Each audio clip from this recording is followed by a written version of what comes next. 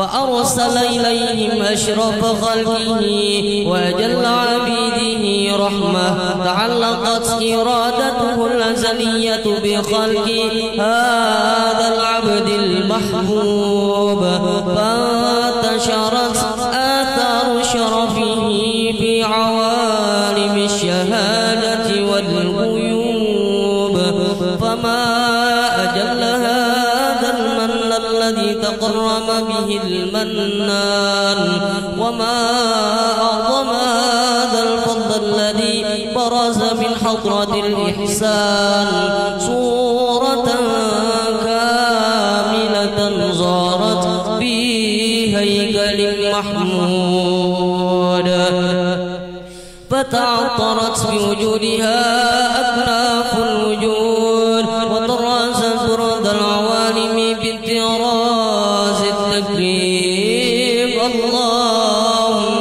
صل وسلم أشرف الصلاة والتسليم سيدنا ونبينا محمد الرؤوف الرحيم اللهم صل وسلم وبارك عليه وعلى آله تجلى الحق في عالم كرسه الواسع تجليا قضى بانتشار فضله في القريب والشاسع فله الحمد الذي لا تنحصر أفراده بتعداد ولا يمل تكراره بكثرة ترداد حيث أبرز من عالم الإمكان صورة هذا يتشرف بوجوده الثقلان وتنتشر أسراره في الأكوان، فما من سر اتصل به قلب منيب إلا من سوابق فضل الله على هذا الحبيب. يا لقلب سروره قد توالى بحبيب عم الأنام نوالا، جل من شرف الوجود بنور غمر الكون بهجة وجمالا، قد ترقى في الحسن أعلى مقام وتناهى في مجده وتعالى، لاحظته العيون فيما اجتلته بشرا كاملا يزيح الضلالا، وهو من فوق علم ما قد رأته رفعة في شؤونه وكمالا، فسبحان الذي أبرز من حضرة الامتنان ما يعجز عن وصفه اللسان، ويحار في تعقل معانيه الجنان، انتشر منه في عالم البطون والزهور ما ملأ الوجود الخلقي نور، فتبارك الله من إله كريم بشرتنا آياته في الذكر الحكيم ببشارة، لقد جاءكم رسول من أنفسكم عزيز عليه ما عنتم حريص عليكم بالمؤمنين رؤوف رحيم. فمن فاجأته هذه البشارة وتلقاها بقلب سليم فقد هدي إلى صراط مستقيم. اللهم اشرب الصلاة والتسليم على سيدنا ونبينا محمد الرؤوف الرحيم. اللهم صل وسلم وبارك عليه وعلى آله. اللهم صل وسلم وبارك عليه وعلى آله. واشهد أن لا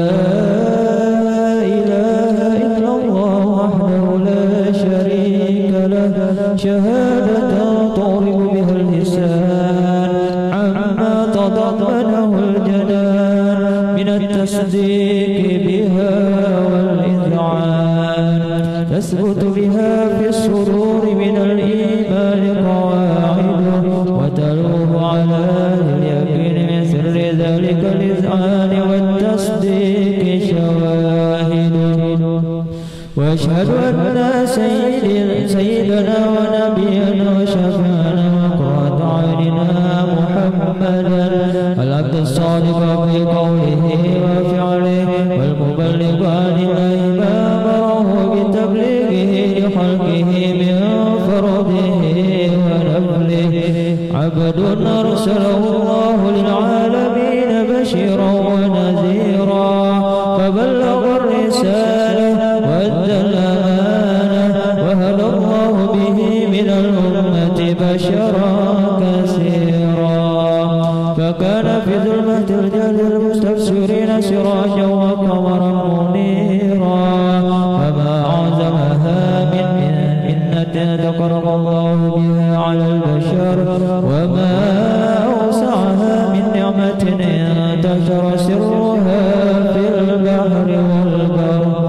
اللهم صل وسلم بأجل الصلوات وأجمعها وأزكى التحيات وأوسعها على هذا العبد الذي وفى بحق العبودية وبرز فيها في خلعة الكمال، وقام بحق الربوبية بمواطن الحكمة لله، وأقبل عليه غاية الإقبال، صلاة يتصل بها روح المصلي عليه به، صلاة يتصل بها روح المصلي عليه عليه صلاة يتصل بها روح المصلي عليه فينبسط في قلبه نور سر تعلقه به وحبه ويكتب بها بعناية الله في حزبه وعلى آله وصحبه الذين ارتقوا صهوة المجد بقربه وتفيأوا ظلال شرف الأصل بوده وحبه ما عطر الأكوان من نشر ذكراه نسير اللهم صل وسلم أشرف الصلاة وتسليم على سيدنا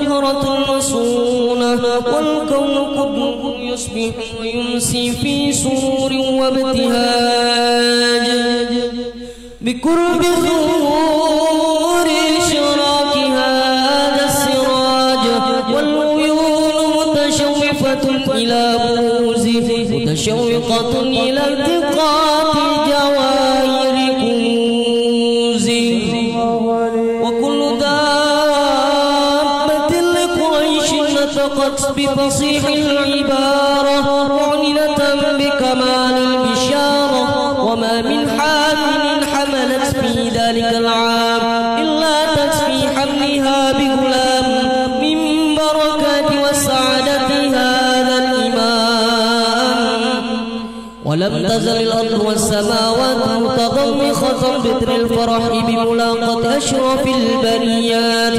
وبروزه من عالم الخفاء إلى عالم الزور بعد تنقله في البطون والزور فزر الله في الوجود بهجة التكريم وبسط في العالم الكبير مائدة التشريف والتعظيم ببروز هذا البشر الكريم اللهم صل وسلم أشرف الصلاة والتسليم على سيدنا ونبينا محمد اللهم الرحيم اللهم صل وسلم وبارك على حين ضرب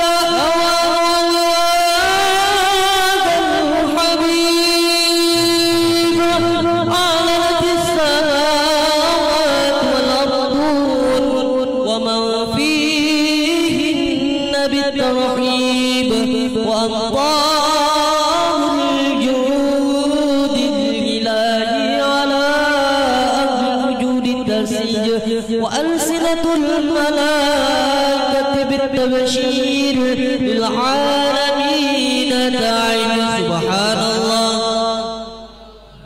لا إله إلا الله أكبر سبحان الله الحمد لله ولا إله إلا الله الله أكبر سبحان الله الحمد لله ولا إله إلا الله الله أكبر والقدرة كشفت كنا هذا المسطور ببروز نوره صلى الله عليه وسلم كاملا في عالم الزهور نورا فاق كل نور أنفذ الحكمة على من أتم الله عليه النعمة من خواص الأمة أن يحضر عيد وضعه أمة تأنيسا لجنابها المسعود ومشاركة لها في هذا السباق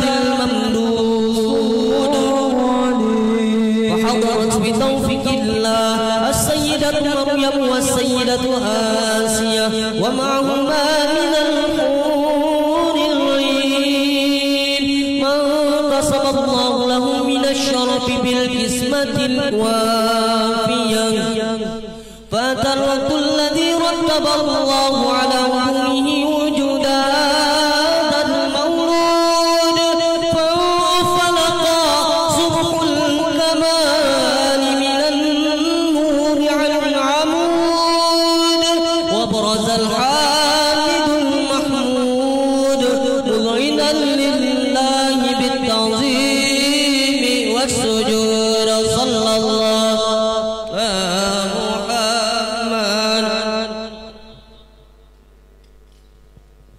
صلى الله على محمد يا ربي صل وسلم أشرق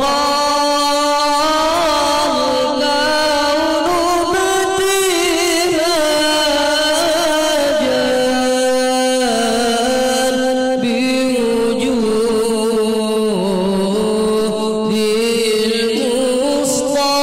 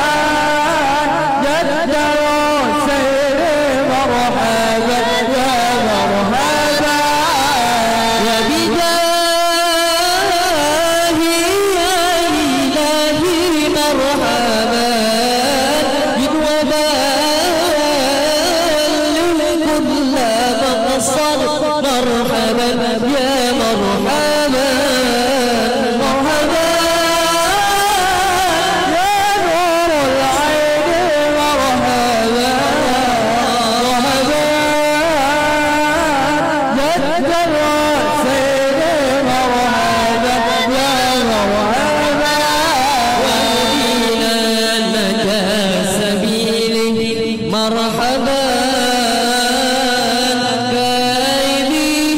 كايبين السعد ونرشد مرحبا يا مرحبا مرحبا يا نور العين مرحبا يا مرحبا جد الرسول مرحبا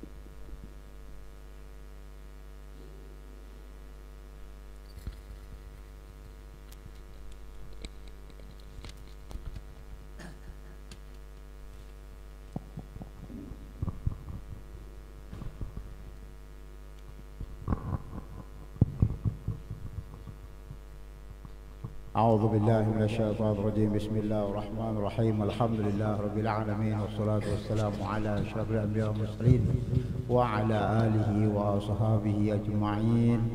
ولما نزل فكر من ضرر أوصاف محمد يدي وجودا، توجهت إلى الله توسل سيدي وحبيب محمد صلى الله عليه وسلم يجعل سعي فيه مشكورا وفعل فيه محمودا، ويكتب عمل في أعمال مقبولة، وتوجه حيث تهدهد الخلق والصلات الموصولة.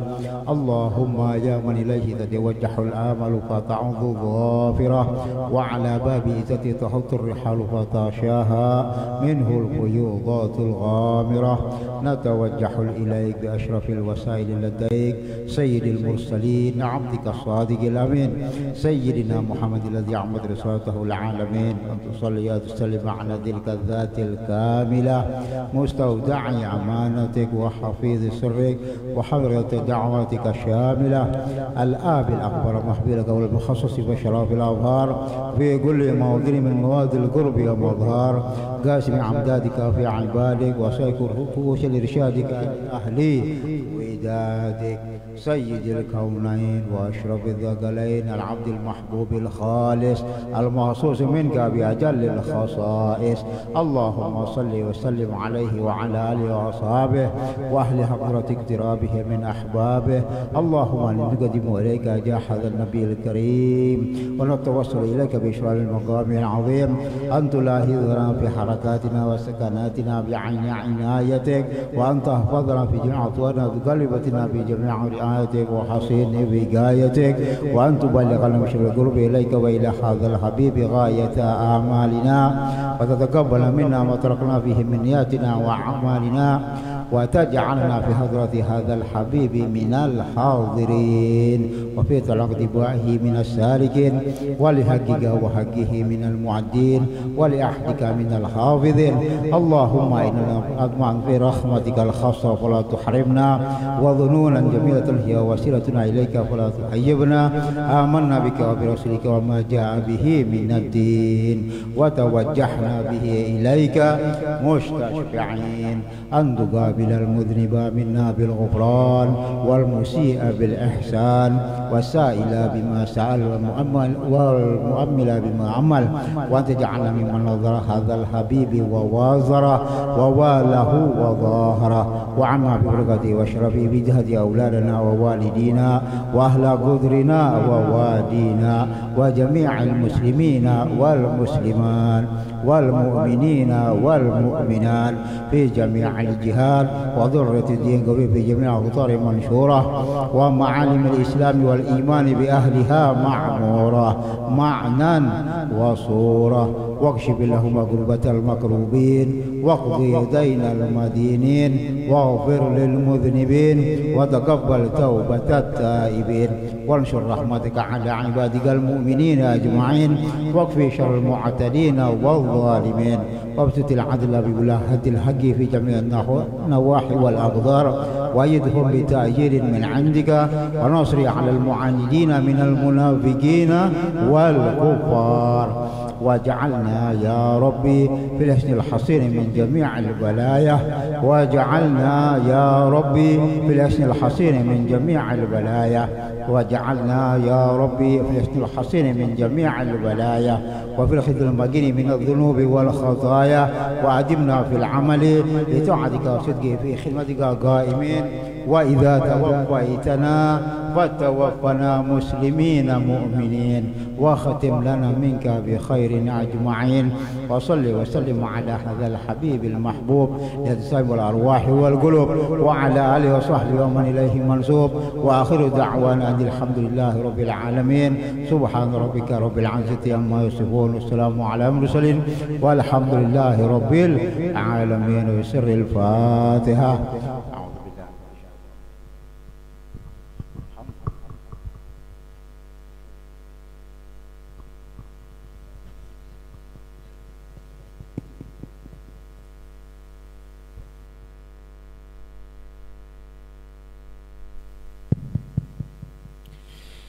أعوذ بالله من الشيطان الرجيم. بسم الله الرحمن الرحيم. ليس عليك هداهم ولكن الله يهدي من يشاء، وما تنفقوا من خير فلأنفسكم، وما تنفقون إلا ابتغاء وجه الله، وما تنفقوا من خير يوفى إليكم وأنتم لا تظلمون. للفقراء الذين يحصرون في سبيل الله، للفقراء الذين أحصروا في سبيل الله لا يستطيعون ضربا في الأرض يحسبهم الجاهل أغنياء من التعفف تعرفهم بسيماهم لا يسألون الناس إلحافا وما تنفقوا من خير فإن الله به عليم الذين ينفقون أموالهم بالليل والنهار سرا وعلانية فلهم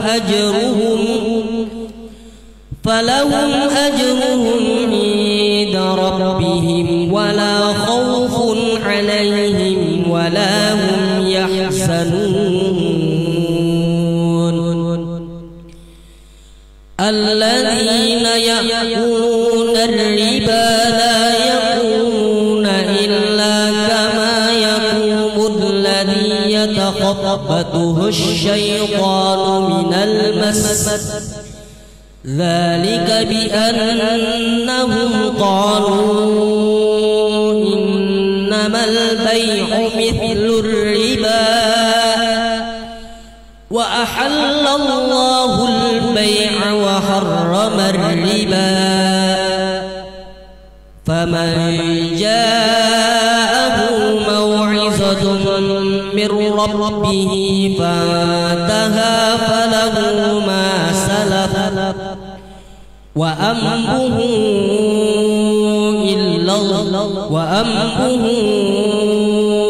إلى الله ومن عاد فأولئك أصحاب النار هم فيها خالدون يمحق الله الربا ويربي الصدقات والله لا يحب كل كفار أثيم صدق الله العظيم.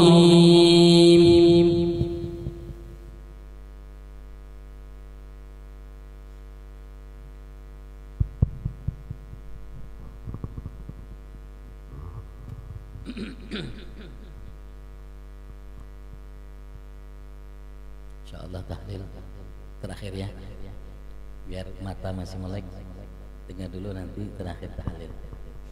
Insyaallah ini ada Ustaz Rijal baru pulang dari Hadramaut 6 tahun ya.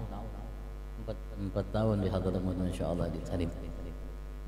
Sebelum kita nambahnya diisi seperti biasa, kita minta dulu beliau. Walaupun sedikit, mudah-mudahan berkah insyaallah. Sallallahu alaihi Muhammad. Bismillahirrahmanirrahim. Alhamdulillahi rabbil alamin wa bihi nasta'inu ala umurid dunya waddin. Sallallahu ala sayyidina Muhammadin khataman nabiyyin wa ala alihi wa sahbihi wa tabi'in wa man tabi'ahum bi ihsanin ila yaumiddin. Subhanaka la ilma lana illa ma 'allamtana innaka antal alimul hakim wa tub 'alaina innaka antat tawwabur rahim. Rabbi shrah li sadri wa yassir li amri wahlul 'uqdatam min lisani yafqahu qawli amma ba'd. Alhamdulillah, segala puji bagi Allah Subhanahu wa taala yang telah mengumpulkan kita semua di tempat yang penuh dengan barokah ini di dalam keadaan sehat walafiat, dan karena taufik dan hidayah daripada Allah Subhanahu wa taala sehingga kita bisa berkumpul di tempat yang mulia ini. Alhamdulillah. Yang kedua, salawat serta salam tak lupa kita haturkan kepada junjungan kita Nabi besar Nabi Muhammad sallallahu alaihi wasallam, yang mana berkat perjuangan beliau alhamdulillah sekarang Islam tersyiar di semua tempat. Yang mana beliau dulu susah payah membawa agama Islam, mengajarkan agama Islam. Beliau bersembunyi, sedangkan kita zaman sekarang alhamdulillah ada majelis ilmu, tinggal kitanya aja lagi, kita mau hadir atau enggak. Alhamdulillah, nikmah minallah. Dan yang ketiga, jazakallahu khair buat Habib Hashim, buat Habib Alwi, para hadirin semuanya. Ulun ingin sedikit memberikan pengingat buat kita semua. Allah Subhanahu wa taala berfirman, la in syakartum la azidannakum wa la in kafartum inna adzabi lasyadid. Yang artinya barang siapa yang bersyukur atas nikmatku maka akan aku tambah, kata Allah. Dan barang siapa yang kufur atau ingkar kepada nikmatku maka sesungguhnya azabku sangatlah pedih. Karena sesungguhnya manusia itu adalah tempatnya lupa. Sebagaimana Allah menyindir kita di dalam Al-Quran, wa galilun min ibadiyasy syakur. Sungguh sangatlah sedikit daripada hambaku yang bersyukur, kata Allah. Karena apa? Karena manusia menganggap nikmat itu ya imma harta, tahta, atau jabatan. Padahal sebenarnya nikmat yang Allah berikan kepada kita itu sangatlah banyak. Hadir ke majelis ilmu itu suatu nikmat dari Allah Subhanahu wa taala. Karena disebutkan hudurul majalisil ilm khairum min salati alfi rakaah wa iyadatu alfi marid wa salat wa ziyaratu alfil janazah. Hadir di majelis ilmu itu lebih baik daripada salat 1000 rakaat. Wa iyadatul alfil marid, atau menziarahi orang-orang sakit. Maka dari itu kebanyakan daripada kita menganggap bahwasanya hadir majelis ilmu itu suatu hal yang sepele, padahal hadir majelis ilmu itu sangatlah luar biasa fadilahnya. Rasulullah sallallahu alaihi wasallam juga bersabda, "Idza marartum bi riyadil jannah farta'u." Apabila kalian melewati taman daripada taman surga, maka berhentilah. Faqala sahabah, "Wa ma riyadil jannah ya Rasulullah?" Apa itu taman surga ya Rasulullah, kata sahabat. Qala sallallahu alaihi wasallam, "Majalisul ilm." Rasulullah bersabda, majelis ilmu. Maka alhamdulillah kita semua di sini telah berhadir di sini. Semoga Allah semua mengangkat derajat kita. Apa yang kita niatkan hadir di sini, Allah kabulkan semua hajat-hajat kita dunia dan akhirat. Amin amin ya Allah ya rabbal alamin. Mungkin ini saja yang bisa ulun sampaikan. Kurang lebihnya mohon maaf. Unzur mangol wala tanzur unzur magala wala tanzur mangol. Assalamualaikum warahmatullahi wabarakatuh. Insyaallah. Mudah-mudahan Allah jadikan kita hamba yang pandai bersyukur. Kalau kita pandai bersyukur, kita mampu laksanakan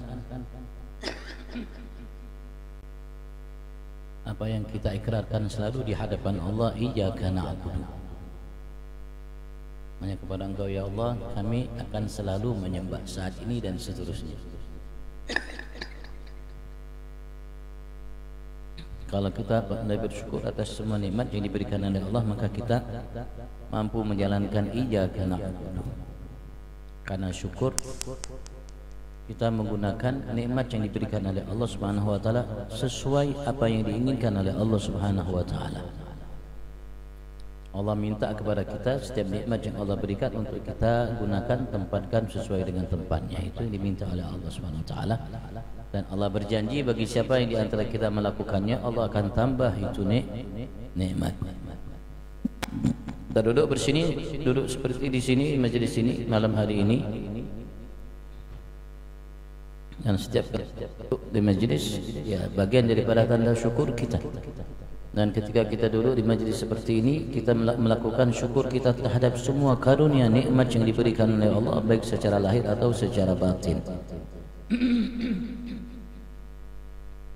Saat ini mata kita bersyukur, telinga kita bersyukur, lisan kita, lahir batin kita semuanya bersyukur. Kita jadikan waktu kita, kesehatan kita, kesempatan kita, dan banyak nikmat yang diberikan oleh Allah Subhanahu wa taala untuk bersyukur terhadap nikmat tersebut kepada Tuhan kita Allah Subhanahu wa taala.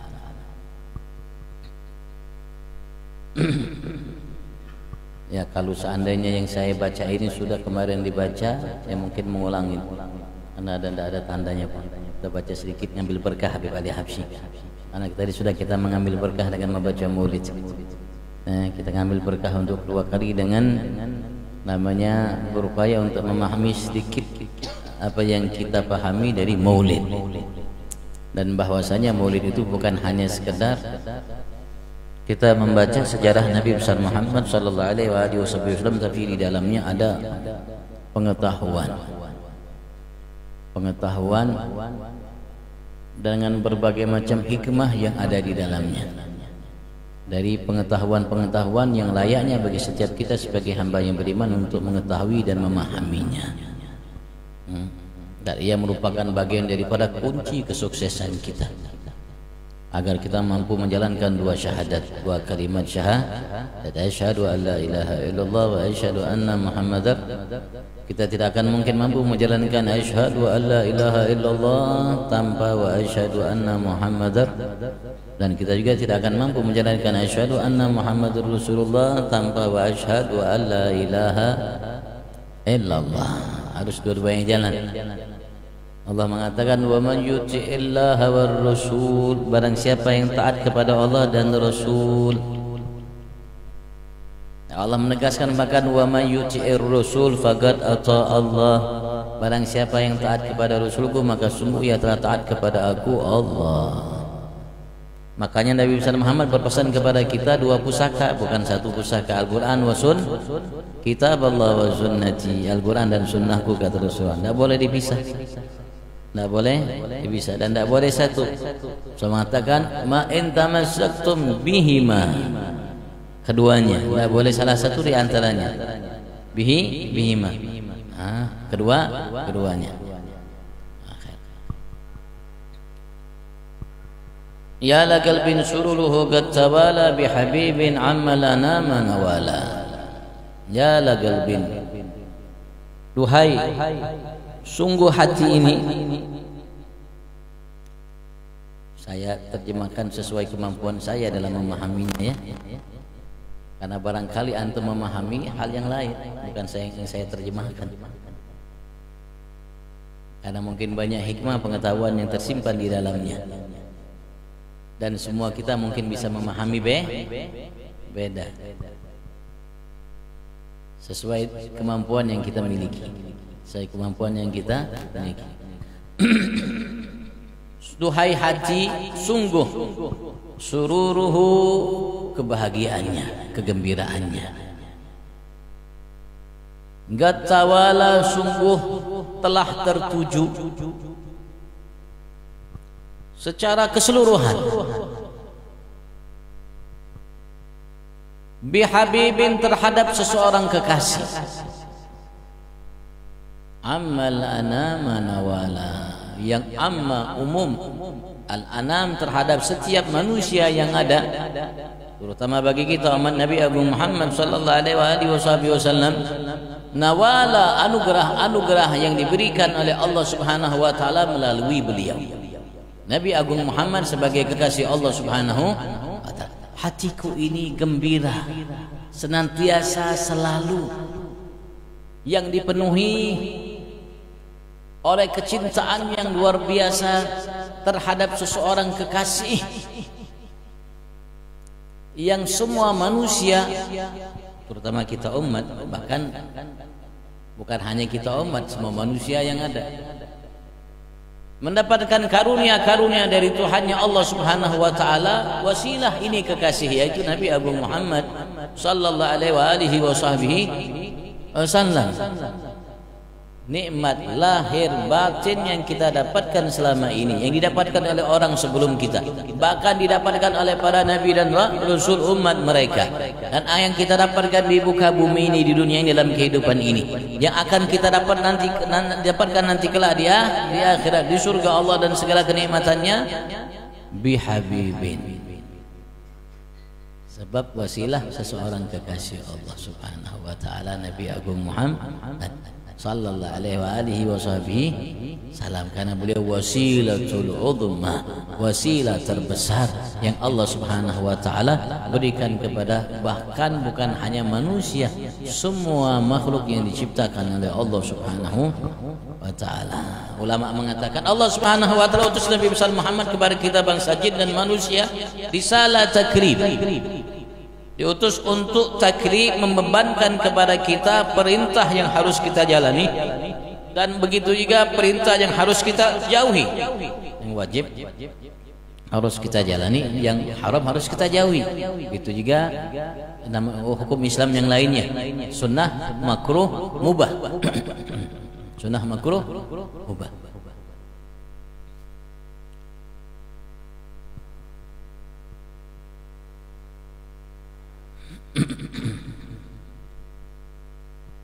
yang semua itu Allah Subhanahu wa taala titip kepada kita untuk kita jalani, kita gawi bahasa kita mungkin, sehingga kita menjadi semua mukallaf. Mukallaf artinya dibebankan, diwajibkan untuk menjalankan perintah, menjauhi larangan. Tapi Allah juga utus para malaikat Allah Subhanahu wa taala, Nabi Agung Muhammad, tapi dengan risalah yang berbeda dengan kita bangsa jin dan manusia. Kalau kita dibebani oleh Allah untuk melaksanakan syariat, perintah, menjauhi larangan, tapi kalau bagi mereka risalah tasyrif, kata ulamanya, risalah diutus Nabi besar Muhammad untuk semua para malaikat, untuk memberikan kemuliaan di atas kemuliaan yang Allah berikan kepada mereka. Bahkan Nabi besar Muhammad sallallahu alaihi wasallam diutus oleh Allah untuk semua makhluk hidup yang ada, bahkan untuk pepohonan, bebatuan dan lainnya. Tapi bukan risalah tasyrif, risalah ta'rif. Risalah diutus oleh Allah kepada semua untuk mengenalkan sosok agung Nabi besar Muhammad, sehingga tidak ada satu makhluk kecuali kenal dengan Nabi besar Muhammad sallallahu alaihi wasallam sesuai sabda Nabi besar Muhammad. Beliau pernah menyatakan dalam sabdanya, "Ma min khalqin khalaqahu Allah illa wa ya'lam anni Rasulullah illa awsatul ins wal jin," atau kama qala alaihi salatu wasallam. Tidak ada satupun makhluk yang telah diciptakan olehnya Allah, apapun makhluknya yang telah diciptakan oleh Allah Subhanahu wa taala, illa wa ya'lam, kecuali wa ya'lam, ia tahu betul, anni Rasulullah, sesungguhnya aku adalah utusan Allah Subhanahu wa taala. Illa usatul ins wal jin, kecuali usah orang-orang yang jauh dari Tuhannya Allah Subhanahu wa taala, dari kalangan jin dan manusia, mungkin tidak tahu, tidak mengenalku.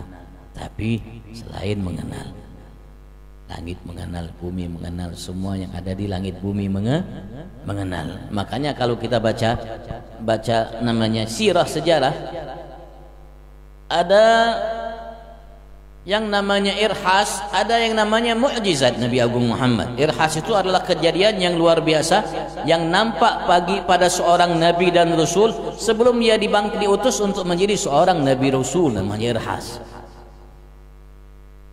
Nampak keanehan, dan kita baca dalam Maulid Habsyi tadi, wa mundu aligat bihi hadhihi durratul maknunah wal jawharatul masunah wal kaunu kulluhu yusbihu wa yumsi fi sururin wa ibtihaj bi qurbi dhuhuri ishraqi hadha as-sirat wal uyunu mutashawwifatun ila buruzi mutashawwiqatun ila iltigati jawahiri kunuzi wa kullu dabbatin li quraishin nataqat bi fasihil ibara mu'linatan bi kamalil bishara فحين قرب وطها هذا الحبيب علنت السماوات والأرضون ومن فيهن بالترحيب فحضرت بتوفيق الله سيدة مريم وسيدة آسية وما هما من الحور العين. Kemuliaan. Bahkan sebelum lahirnya Nabi besar Muhammad sallallahu alaihi wasallam, sampai Sayyidina Abbas bin Abdul Muttalib, pamanda Nabi Agung Muhammad sallallahu alaihi wasallam, beliau pernah bercerita dan mengungkapkan ini cerita alasan kenapa beliau beriman dengan Nabi Muhammad, karena mereka orang-orang taat akan agamanya yang mereka adopsi, yang mereka ambil, yang mereka warisi dari agama yang dibawa oleh Nabi Ibrahim. Ia wariskan kepada anak putra yang tertua, Nabi Ismail. Nabi Ismail mewariskannya kepada anaknya sampai kepada mereka, sampai kepada orang-orang yang hidup di masa Nabi besar Muhammad yang masih berpegang teguh dengan ajaran kakek nenek moyang mereka, agama Islam, agama Islam.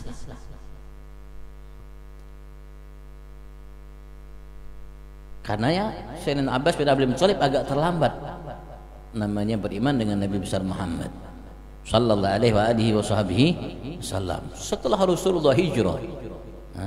Lama setelah Rasulullah hijrah baru beliau beriman dengan Nabi besar Muhammad sallallahu alaihi wasallam.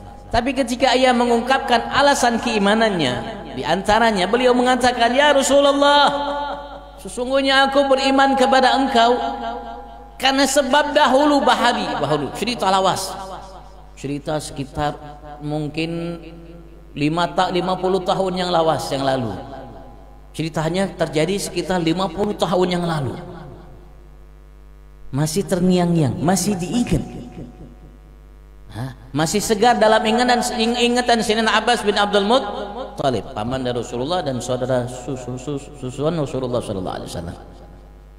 Beliau mengatakan, dulu ketika engkau kecil, aku melihat engkau ka'annak tunaril gamar.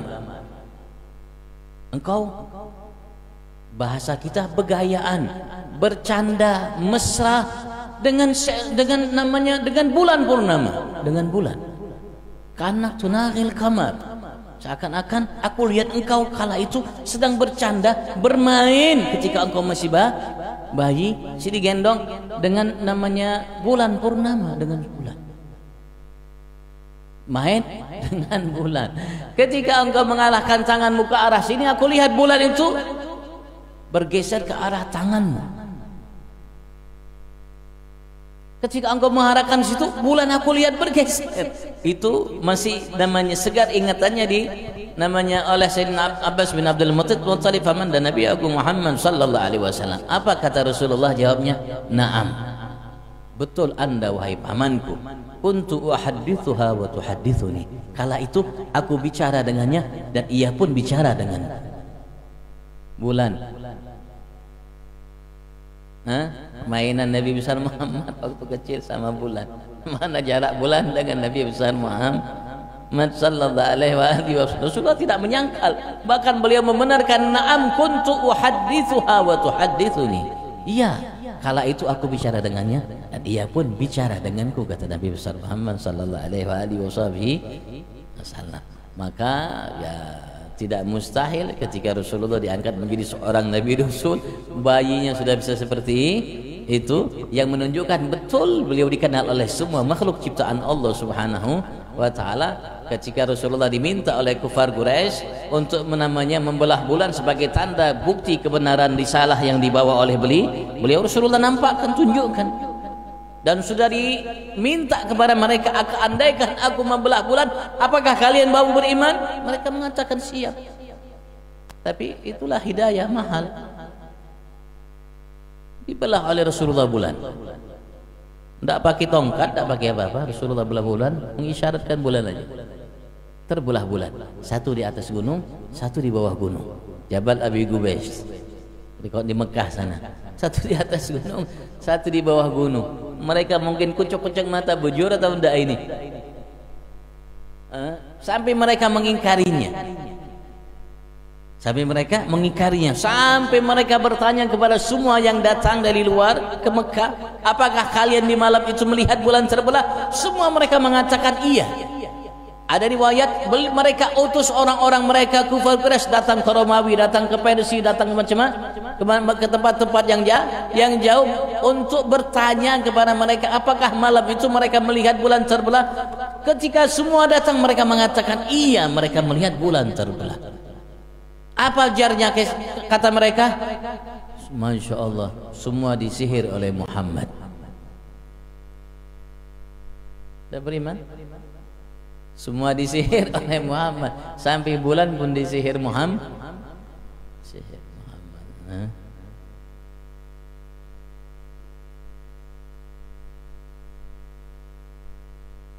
Dan tidak salah kalau Allah mengatakan wa ma arsalnaka illa rahmatan lil alamin. Semua dapat bagian kasih sayang Nabi Agung Muhammad sallallahu alaihi wasallam. Semua makhluk Allah, bahkan yang kafir pun mendapat kasih sayang dari Nabi besar Muhammad sesuai kasih sayang yang dibatasi oleh Allah dan kadarnya. Karena orang-orang kafir yang tidak beriman dengan Allah Subhanahu wa taala, nanti kala mereka selama-lamanya mereka akan meninggal mendiami surga neraka Allah Subhanahu wa taala. Tapi ketika di padang mahsyar mereka mendapatkan syafaat dari Nabi besar Muhammad, namanya syafaatul uzma atau magamul mahmud atau magamul wasilah kelak yang Allah Subhanahu wa taala sudah tetapkan, janjikan untuk Nabi Agung Muhammad sallallahu alaihi wasallam. Kala itu maulid yang terbesar. Maulid bukan hanya di dunia, maulid sebelum Nabi Muhammad lahir sudah ada maulid. A'lanatis samawati wal arduna man fihinna bitarhib, subhanallah walhamdulillah, wa wajjatil amlaku tahlilan wa tamjidan wa istighfara, subhanallah. A'lanatis samawati wal ard, maulid, langit bumi bermaulid, manusia aja yang tidak mau bermaulid, nanti semua akan bermaulid di hari kiamat di padang mahsyar. Yang muslim, yang kafir, dari semenjak Nabi Adam manusia sampai hari kiamat, bangsa jin, malaikat dan semua makhluk Allah Subhanahu taala, dan semua akan puja-puji Nabi Muhammad Magamum Mahmud. Semua akan puja-puji Nabi besar Muhammad sallallahu alaihi wasallam. Tapi kalau kita sudah biasa maulid di sini, nyaman aja di sana, Bang. Yang tidak bisa maulid, mau apa, mau dibaca apa, mau nunggu apa, tidak tahu dia. Tapi kalau sama biasa, masya Allah, alhamdulillah.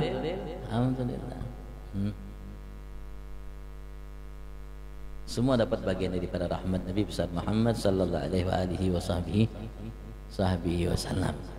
Tapi tadi sesuai kadarnya. Iblis pun ingin mendapatkan bagian daripada rahmat Nabi Agung Muhammad, tapi iblis sudah dihapus dari hati Nabi Muhammad kasih sayang baginya.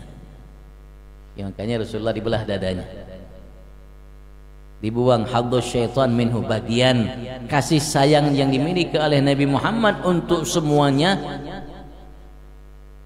bagian iblis syaitan dibuang, dibersihkan sehingga tidak ada sisa-sisanya.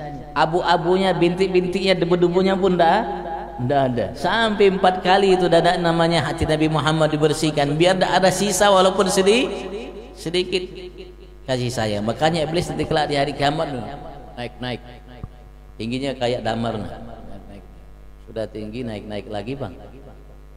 Menampakkan menampakkan dirinya agar bisa dilihat oleh Nabi Muhammad dan dikasihi Nabi Muhammad. Masya Allah. Tapi sudah dibuang, tidak ada. Tapi kalau masih ada tersisa, mungkin disayangi iblis, masuk surga. Kenapa? Biar Allah lebih menghinakan orang-orang yang penghuni neraka Allah Subhanahu wa taala. Ini loh yang kalian sembah, ini loh yang kalian ikuti, ini loh yang kalian pingkuti, ini loh masuk sama kalian ke dalam neraka aku, kata Allah Subhanahu. Ma ana bimusyrikikum wa ma antum bimusyrikhi. Jangan salahkan aku, kata iblis, salahkan diri kalian. Fala talumuni walumu anfusakum. Jangan celak aku, jangan caci maki aku, jangan salahkan aku. Ikam salahkan diri ikam sendiri. Ya la ilaha illallah. Sudah tahu ulun sudah syirik sebelum kalian syirik. Cuma ulun ngajak, bukan cuma aku ngajak kalian untuk kufur kepada Tuhan kalian. Kalian bungul berataan umpat ulun, jar la ilaha illallah, dipadahi oleh iblis. Bekaya itu lagi, Bang, sariknya kita mau sarik apalagi, sudah terlambat sudah sariknya. Itu, Bang, Allah abadikan bagaimana mahajjah, namanya perdebatan antara kita dengan manusia penghuni neraka Allah dengan iblis.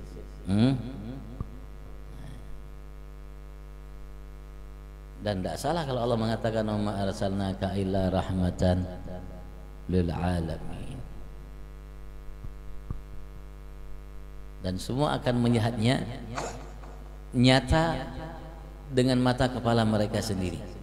Apa yang mereka selama hidup dengarkan tentang kemuliaan Nabi besar Muhammad, tentang rahmat yang dimiliki oleh Nabi Muhammad, mereka akan lihat dengan mata kepala mereka sendiri dan mereka baru menyadarinya. Rabbana absarna sami'na farji'na na'mal salihan inna muqinun. Mau kembali sudah nanti di akhir.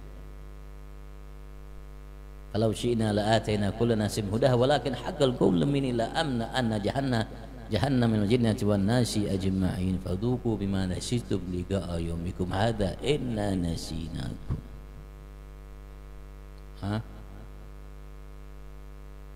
Apa yang namanya yang akan terjadi nanti kelak di hari kiamat sudah digambarkan oleh Allah Subhanahu wa taala.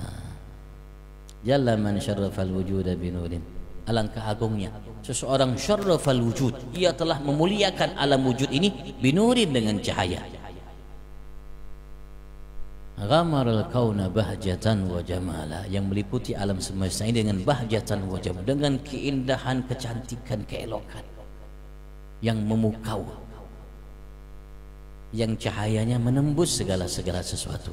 Nuran faga kullanu, lebih indah, lebih hebat daripada cahaya matahari. Lebih luar biasa dari cahaya matahari. Jadi cahaya matahari sekarang redup, cahaya Nabi besar Muhammad tidak pernah redup. Bahkan kalau sudah malam cahayanya tambah terang benderang bagi orang yang memiliki hati yang bercahaya. Ini ada bulan menerangi muka bumi ini, tapi sekarang bulan sudah habis, hampir habis, karena Dzulhijjah sudah hampir habis, tinggal sedikit aja terlihat. Andaikan bulan itu purnama, besok kalau sudah datang siang hilang bulan. Tapi kita punya rembulan Nabi Agung Muhammad, ma bada ghabat wala bataghi, tidak akan pernah tenggelam, baik di siang hari atau di malam hari, 24 jam sampai kapanpun. Tapi cahaya yang menembus segala sesuatu yang ada. Ghamarul kauna bahjatan wa jamala. Begitu juga kita, Bang. Kalau kita memiliki cahaya Nabi Muhammad, apa itu cahaya Nabi Muhammad? Ilmu yang diwarisi oleh Nabi besar Muhammad. Di dalamnya ada syariat, di dalamnya ada akhlak, di dalamnya ada sunnah, di dalamnya ada wajib, di dalamnya ada adab. Ilmu itu yang diwarisi oleh Nabi Muhammad, kalau kita ikuti, kalau kita amalkan, insya Allah mata akan bercahaya, telinga akan bercahaya, lisan akan bercahaya, hati akan bercahaya, akal akan bercahaya, benak pikiran kita akan bercahaya, ucapan kita, perbuatan kita, tingkah laku kita, lahir batin kita akan bercahaya, sehingga kita tahu apa yang harus kita lakukan dan kita jauhi. Cahaya bahjatan wa jamala, cahaya yang begitu memukau, indah, luar biasa, yang tidak dimiliki oleh cahaya matahari. Cahaya matahari andaikan siang bolong tidak kita ada lihat, Bang. Bahkan di namanya spanduk yang tipis ini tidak kita lihat apa yang ada di baliknya, apalagi dinding yang tebal itu, Bang. Tapi cahaya Nabi Agung Muhammad, jangankan di balik dinding, di ujung dunia kelihatan. Sampai para wali Allah mengatakan, seperti Habib Abu Bakar bin Muhammad Segaf, beliau mengatakan, dunia itu seperti namanya sebuah gelas di hadapanku, bagaikan segelas di hadapanku, kecil aja, Bang, dunia.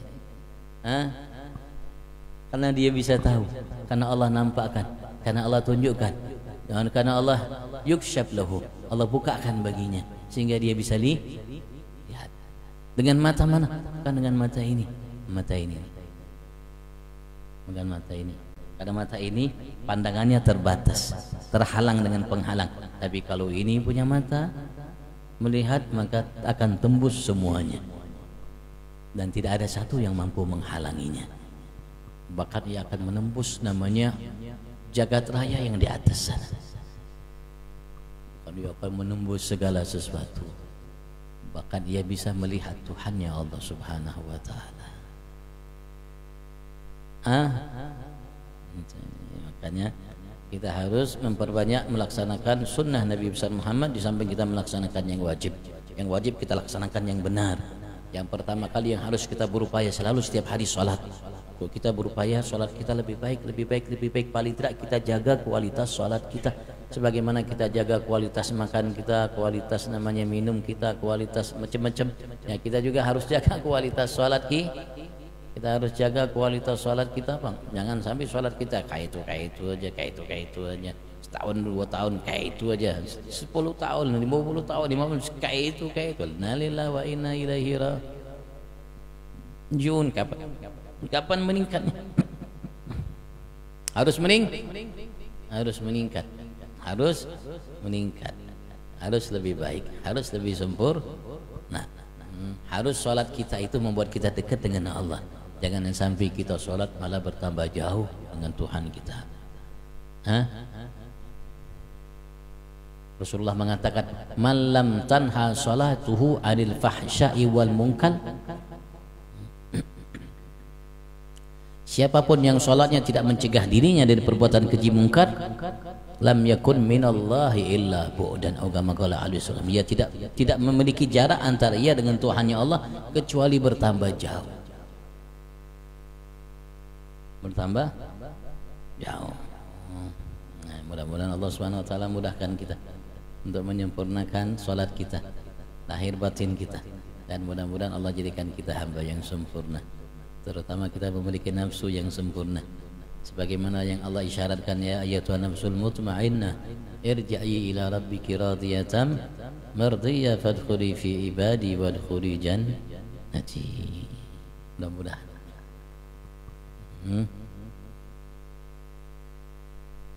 Jannatul Ma'rifah, Jannatul Ma'rifah, surga ma'rifat dengan Tuhan kita Allah Subhanahu wa taala. Surga ma'rifat kepada Allah Subhanahu wa taala.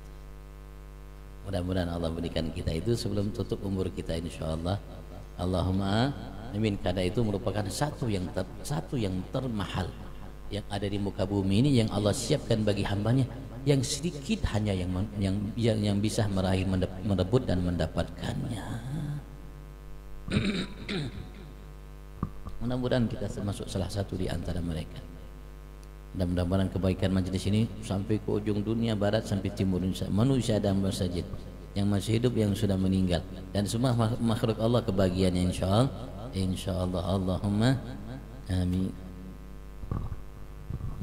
الذين آمنوا وتطمئن قلوبهم بذكر الله لا بذكر الله تطمئن القلوب فاعلم أنه لا إله إلا الله لا إله إلا الله لا إله إلا الله لا إله إلا الله لا إله إلا الله لا إلا الله لا إله إلا الله لا إله إلا الله لا إله إلا الله لا إله إلا الله لا إله إلا الله لا إله إلا الله لا إله إلا الله لا إلا الله لا إله إلا الله لا إله إلا الله لا إله إلا الله لا إله إلا الله لا إله إلا الله لا إله إلا الله لا إلا الله لا إله إلا الله لا إله إلا الله لا إله إلا الله لا إله إلا الله لا إله إلا الله لا إلا الله لا إله إلا الله لا إله إلا الله لا إله إلا الله لا إله إلا الله لا إلا الله لا إله إلا الله لا إله إلا الله لا إله إلا الله لا إله إلا الله سيدنا محمد رسول الله لا إله إلا الله على النبي صلاة الله لا إله إلا الله على النبي سلام الله اللهم صل على سيدنا محمد اللهم صل عليه وسلم اللهم صل على سيدنا محمد يا رب صل عليه وسلم سبحان الله بحمده سبحان الله بحمده سبحان الله بحمده سبحان الله بحمده سبحان الله بحمده سبحان الله بحمده سبحان الله بحمده سبحان الله بحمده سبحان الله بحمده سبحان الله بحمده سبحان الله العظيم يا الله يا الله يا الله يا الله يا الله يا الله يا الله يا الله الله يا الله يا الله يا الله يا الله يا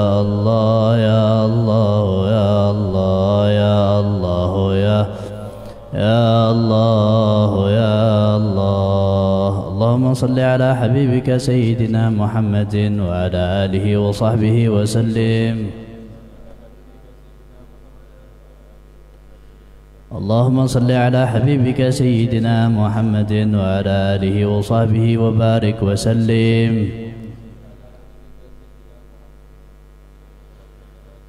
اللهم صل على حبيبك سيدنا محمد وعلى آله وصحبه وبارك وسلم أجمعين.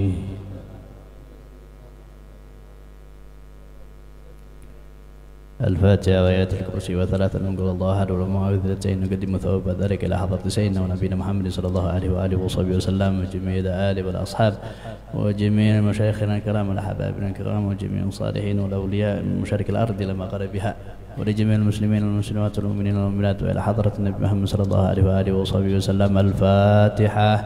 أعوذ بالله من الشيطان الرجيم. بسم الله الرحمن الرحيم. الحمد لله رب العالمين الرحمن الرحيم مالك يوم الدين إياك نعبد وإياك نستعين اهدنا الصراط المستقيم صراط الذين أنعمت عليهم غير المغضوب عليهم ولا الضالين آمين. الله لا إله إلا هو الحي القيوم لا تأخذه سنة ولا نوم له ما في السماوات وما في الأرض من ذا الذي يشفع عنده إلا بإذنه يعلم ما بين أيديهم وما خلفهم ولا يحيطون بشيء من علمه إلا بما شاء وسع كرسيه السماوات والأرض ولا يؤوده حفظهما وهو العلي العظيم. بسم الله الرحمن الرحيم. قل هو الله أحد الله الصمد لم يلد ولم يولد ولم يكن له كفوا أحد. بسم الله الرحمن الرحيم. قل هو الله أحد الله الصمد لم يلد ولم يولد ولم يكن له كفوا أحد. بسم الله الرحمن الرحيم. قل هو الله أحد الله الصمد لم يلد ولم يولد ولم يكن له كفوا أحد. بسم الله الرحمن الرحيم. قل أعوذ برب الفلق من شر ما خلق ومن شر غاسق إذا وقب ومن شر النفاثات في العقد ومن شر حاسد إذا حسد. بسم الله الرحمن الرحيم. قل أعوذ برب الناس ملك الناس إله الناس من شر الوسواس الخناس الذي يوسوس في صدور الناس من الجنة والناس.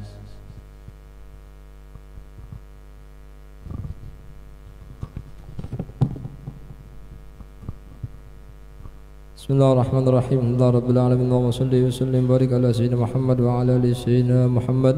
اللهم اجعل واوصل وبلغ وتقبل ثم اقرا عن العظيم وحلنا من قبل لا اله الا الله ما سبحنا سبحانه وبحمده واستغفرنا وصلينا على نبينا محمد صلى الله عليه وسلم في هذا المجلس المبارك هديه واصله ورحمه نازله وبركه شامله وصدقه متقبلا نقدم ذلك حمدا الى حضره سيدنا رسول الله محمد صلى الله عليه وسلم وعلى اله واصحابه وازواجه وذريته اجمعين ثم إلى أرواح آبائهم وإخوانهم الأنبياء والمرسلين وجميع الصالحين ثم إلى أرواح خصوصا الحبيب منزل المساواة ثم إلى روح حج صفوان بن زهري ثم إلى روح حج عليمة بنت هديري ثم إلى حج تبيان بن نور الدين ثم إلى عبد المجيد بن رموز ثم إلى سبيرا بن جهري ثم إلى حج كبول بن الهدي ثم إلى أمي بنت كرياسمي Arya Sakim, ثم إلى إدرس بن قطع ثم إلى كرنية بنت فايون ثم إلى سخرالدين بن سهرحمن ثم إلى مرحارة بنت محمد سعيد ثم إلى أندي تيمانانغا بن محمد جعفر ثم إلى حاجة سترياني بنت حجي ماي ثم إلى ستيمة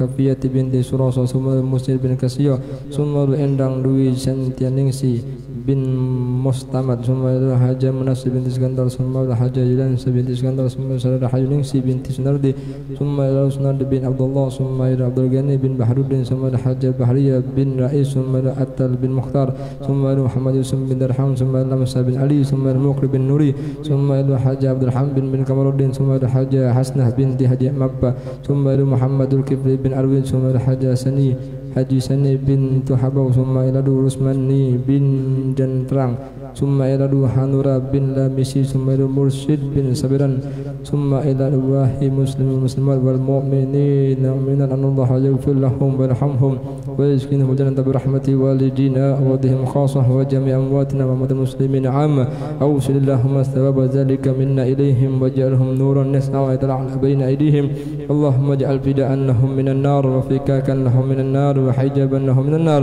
وسترا لهم من النار وإذقا لهم من النار وبراءة لهم من الأدب. اللهم اغفر لهم وارحمهم وعافهم واعف عنهم. اللهم اغفر لهم وارحمهم وعافهم واعف عنهم. اللهم اغفر لهم وارحمهم وعافهم واعف عنهم، واجمعنا وإياهم المسلمين جميعا في دار كرامتك ومستقر رحمتك ومحل أوليائك مع الذين أنعمت عليهم من النبيين والصديقين والشهداء والصالحين وحسن أولئك رفيقا، ذلك فضل من الله وكفى بالله عليما. اللهم ربنا اغفر لنا ولإخواننا الذين سبقونا بالإيمان ولا تجعل في قلوبنا إلا للذين آمنوا ربنا إنك رؤوف رحيم. ربنا ظلمنا أنفسنا وإن لم تغفر لنا وترحمنا لنكونن من الخاسرين. ربنا آتنا في الدنيا حسنة وفي الآخرة حسنة وقنا عذاب النار. وصلى الله على سيدنا محمد النبي الأمي وعلى آله وصحبه وسلم بفضل سبحان ربك رب العزة عما يصفون وسلام على المرسلين والحمد لله رب العالمين. بسم الفاتحة.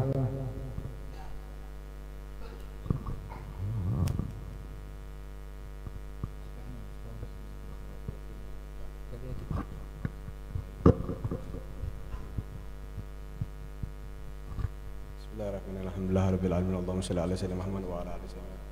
Allahumma ij'al jam'ana hadza jam'an marhuma wa tafarruqan min ba'dihi tafarruqan ma'suma wa la taj'al fina wa la minna syaqiyan wa la ma'suma. Sallallahu ala sayyidina Muhammadin nabiyil ummi wa ala alihi washabihi wasallam. Alhamdulillahi rabbil alamin. Gabalallahu minkum. Insyaallah kita bulan depan di